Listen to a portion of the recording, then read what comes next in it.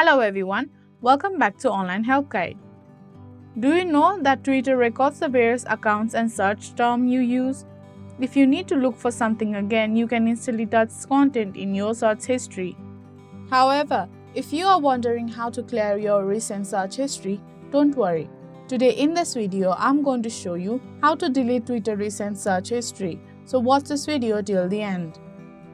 First, open your Twitter app. Then tap on search icon that is on the bottom of your screen. Now tap on search Twitter. There you will see recent searches. Tap on cross icon that is below cancel. Now again tap on clear. So that is how you delete Twitter recent search history. Thank you for watching Online Help Guide. Hope this video was helpful. If it was, then hit the like button and comment down if you have any questions or feedback. Also, if you are new to our channel, subscribe and hit the bell icon on our channel so that you don't miss our upcoming videos.